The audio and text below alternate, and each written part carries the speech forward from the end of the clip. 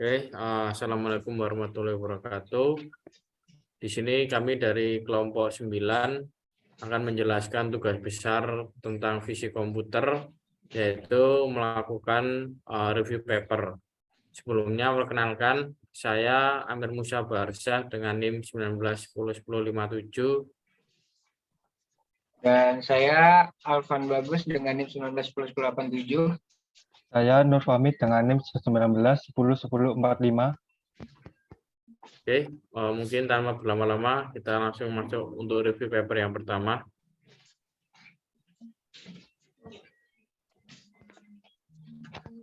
Baik. Assalamualaikum warahmatullahi wabarakatuh.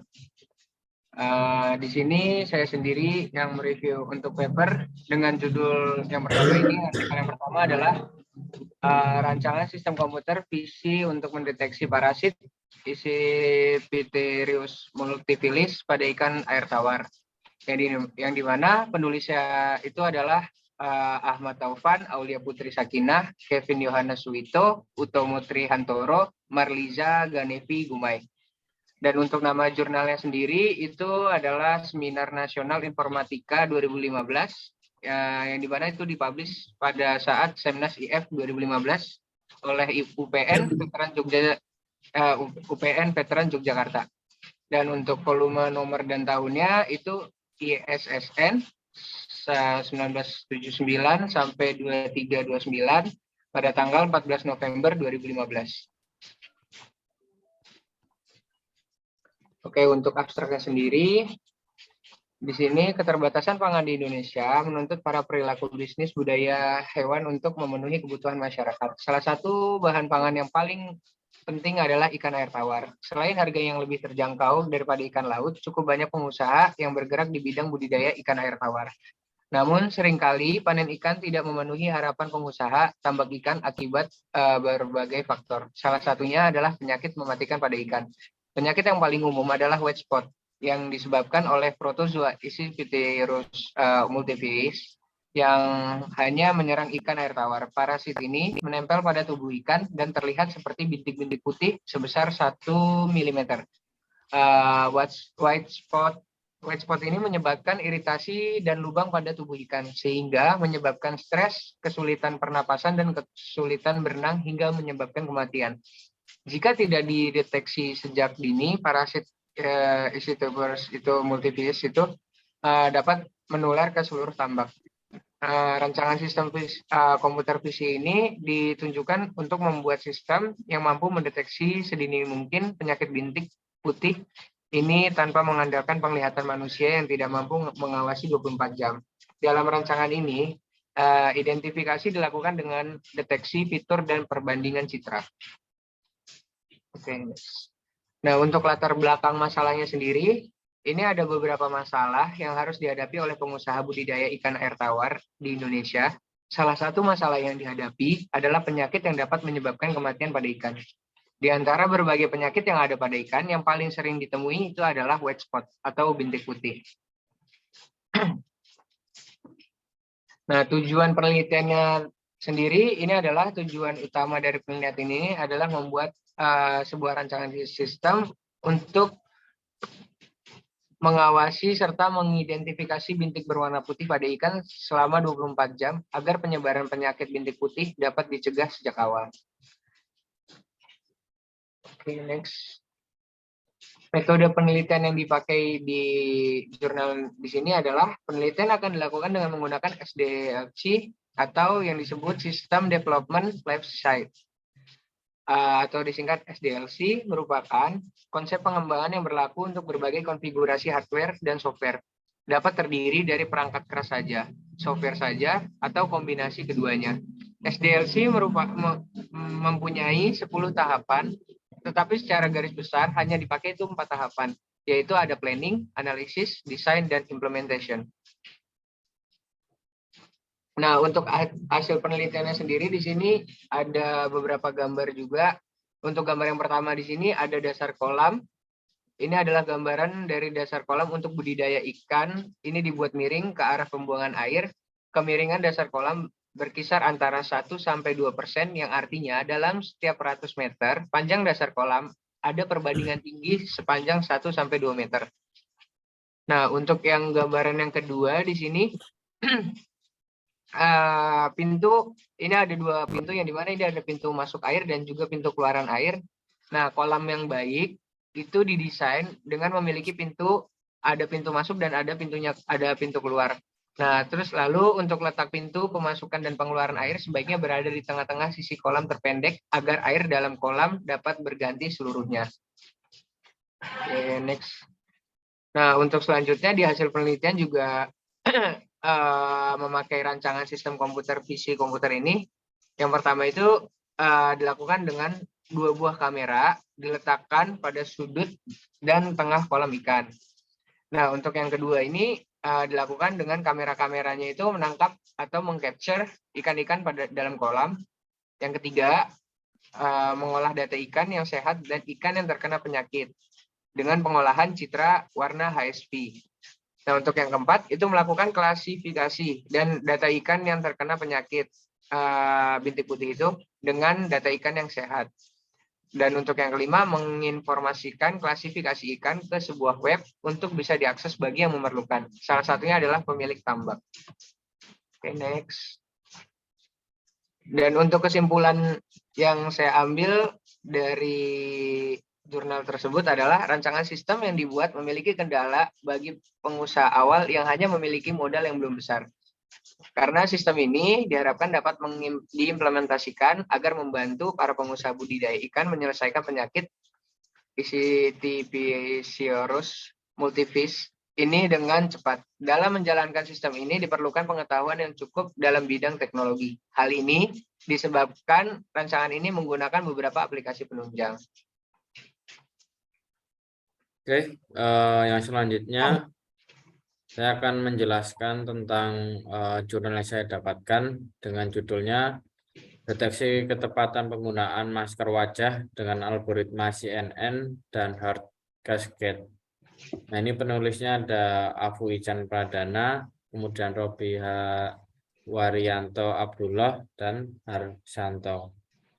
Ini merupakan jurnal dari Teknik Informatika dan Sistem Informasi dengan volume 9 nomor 3 pada tahun 2022 di bulan September. Oke, ini masalah yang ada pada paper tersebut. Yang pertama, penggunaan masker wajah di ruang publik merupakan upaya pemerintah dalam menekan penyebaran COVID-19. Dan saat ini pengawasan penggunaan masker wajah masih dilakukan oleh petugas yang melakukan pemantauan langsung di lapangan dan tidak dapat dilakukan sepanjang waktu, sehingga diperlukan sebuah sistem yang dapat mendeteksi penggunaan masker wajah. Nah, untuk metode yang digunakan yaitu meliputi pengumpulan datasheet, kemudian ada sensing, kemudian membuat model convolution neutral network, kemudian menggunakan algoritma Hardcatch, kemudian pendeteksi ketepatan penggunaan masker yang terdiri dari penggunaan masker, menggunakan masker tidak tepat, dan tidak menggunakan masker. Nah, untuk hasil penelitiannya, pada penelitian ini mengukur kinerja dari algoritma yang digunakan, maka digunakan pengukuran akurasi dan loss untuk mengetahui seberapa besar tingkat keberhasilan dari jaringan CNN yang digunakan. Nah, dari hasil training dan data testing dengan jumlah iterasi atau epoch sebanyak 15 pada data pengguna masker wajah, maka pada pengukuran akurasi semakin besar nilai yang nilainya mendekati persen, maka kinerja dari model CNN tersebut semakin baik. Kemudian nilai loss digunakan untuk menilai seberapa besar error pada model CNN yang digunakan. Nah, dalam hal ini nilai loss yang baik nilai paling kecil atau mendekati angka 0.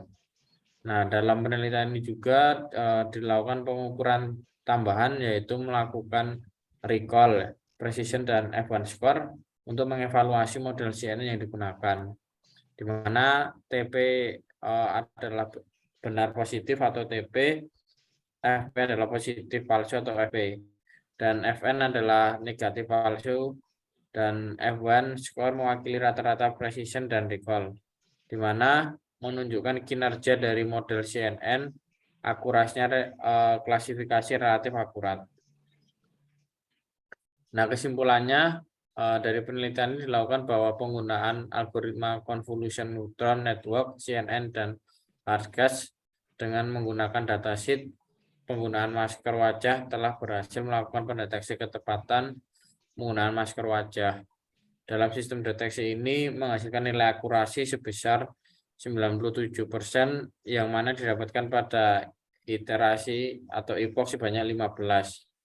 Hasil evaluasi model dengan menggunakan confusion matrix menunjukkan bahwa nilai rata-rata F1 score sebesar 0,97. Dalam hal ini menunjukkan performa dari model CNN yang diusulkan sudah baik. Ya, untuk selanjutnya yaitu saya akan mereview jurnal tentang mendeteksi septoria pada otomat menggunakan deep learning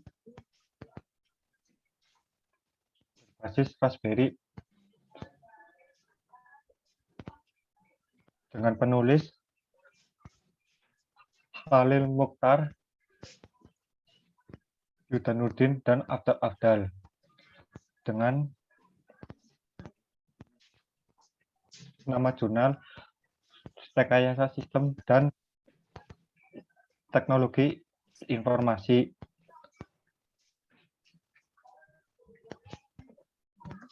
Dengan volume 5 nomor 1 dan tahun Oktober 2001. Oke, next.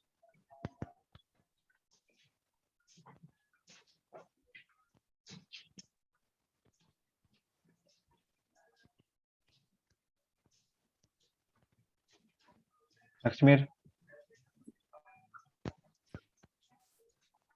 Ya.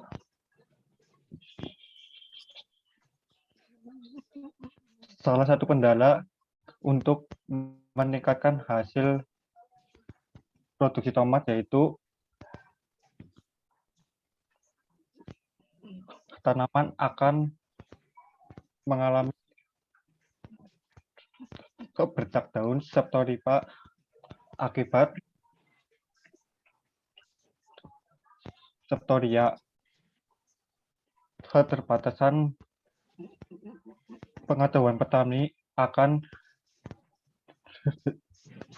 gejala awal yang nampak jelas dan sukarnya mendeteksi secara cepat terhadap ini dan menyebabkan kerugian seperti gagal panen ataupun matinya tumbuhan.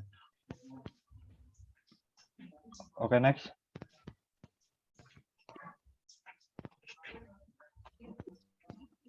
Metode yang digunakan pada penelitian ini menggunakan sheet berupa kumpulan citra digital dan algoritma CNN untuk mengenali septoria dengan jarak serta pencahayaan yang cukup OpenVINO untuk inferensi yang digunakan sehingga mendapatkan hasil yang maksimal.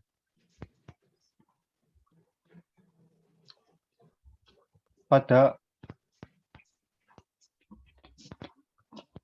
penelitian ini menghasilkan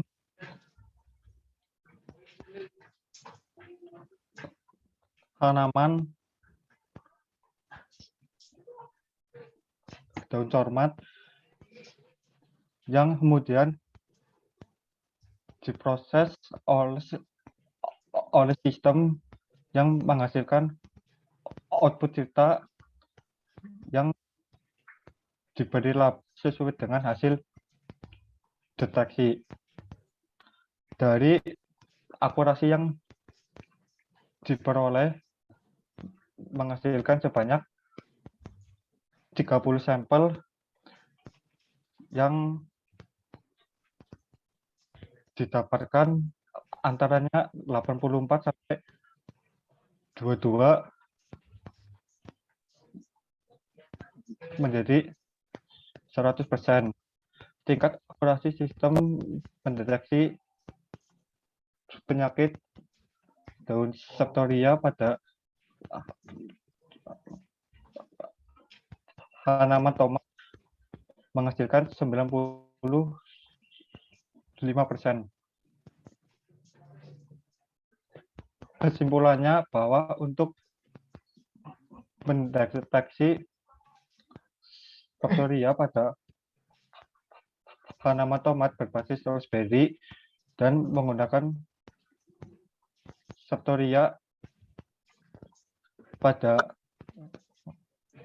tanaman tomat menghasilkan akurasi sebesar 84,22 hingga 100%. Tingkat akurasi rata-rata yang diperoleh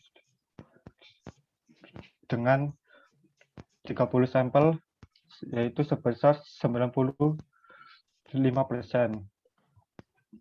Jadi jika daun tomat menghasilkan akurasi di atas 95%, maka tanaman tomat akan mengalami Septoria.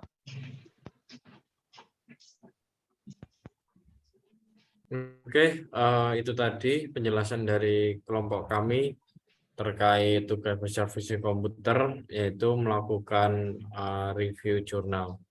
Terima kasih atas perhatiannya. Kami mewakili teman-teman mengucapkan terima kasih. Saya tutup. Wassalamualaikum warahmatullahi wabarakatuh. Waalaikumsalam warahmatullahi wabarakatuh.